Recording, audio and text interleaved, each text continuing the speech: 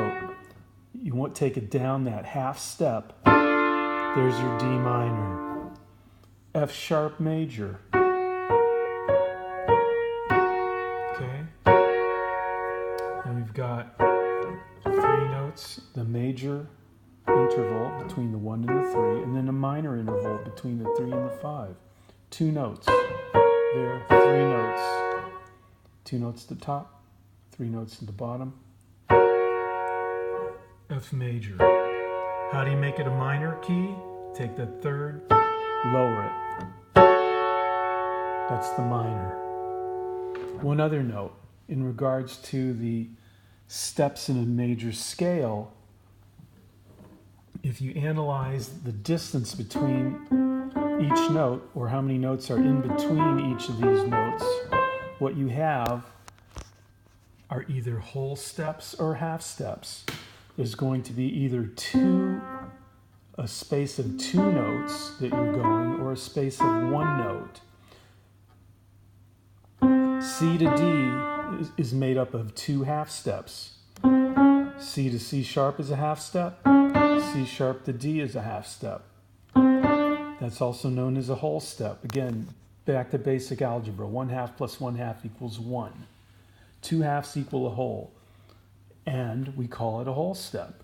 So, on your scale, major scale, every major scale, no matter where you go, you might start with A, you could start with A flat, E flat.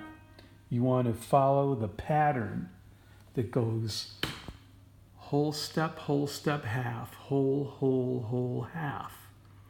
Between the third and fourth note of the scale is a half step. Between the 7th and 8th note is a half step. Thus, here's your C scale. First note, whole step to D, whole step to E. Between 3 and 4 is a half step. Then you've got another whole step, another whole step, one more whole step, and the final step to get to the octave at the top is a half. So anywhere on the piano you go, if you follow that pattern, it's going to be your major scale. And then from that major scale, you take your major triad or your major chord, whether it's C major, or if you want to take something as hard as a B flat. So B flat, a B flat major scale, you start with 2 whole steps and then a half step. Whole step, half step, whole step, whole step, whole step, and the final B flat of the 8-tone scale in B flat goes up a half step to the B flat. Again, with 1, 3, 5, 3 notes here, 2 notes here.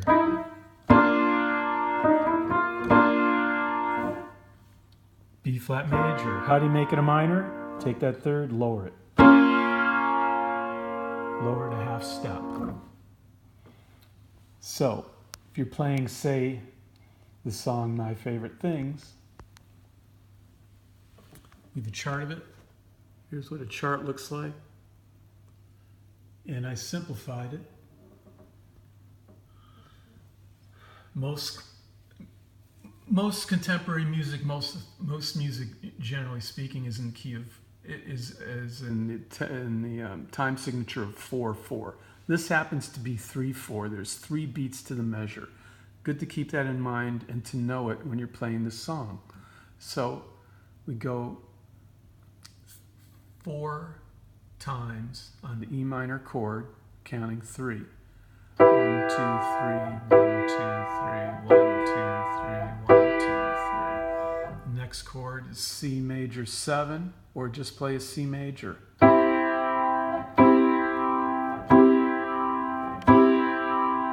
Then the chords speed up. We go to some quick changes. Goes to A minor, to D major, to G major, to C major, to F sharp minor to B major 7, and then back to the top. Now there are sevens, there's flat fives, there's all kinds of stuff in chord structures. And here we have a C major 7, which simply adds a major 7 to the C chord. But regardless, it's a C major chord. A minor 7, it's a 7th chord. But regardless, you're adding the minor 7th in the A minor chord. It's still an A minor chord. And you can just get away with playing A minor. D7, you can add the 7 or just simply play D. G major 7, just play G major if in doubt. When it's notated as a major 7, it means it's the 7th note in the major scale. So if it's C major 7, it's simply that 7th note in the C major scale. So you have your C major, 1, 3, 5, and they just add that 7. And that's a major 7. In the case of a C minor 7, it's the flat of the 7 chord, the 7th note in the major scale, or it's the 7th note in the minor scale. And it's not called a C minor 7, it's just called a C7. But really, technically speaking, that 7th that you're using in a C7 chord is a minor. It's from the minor scale. C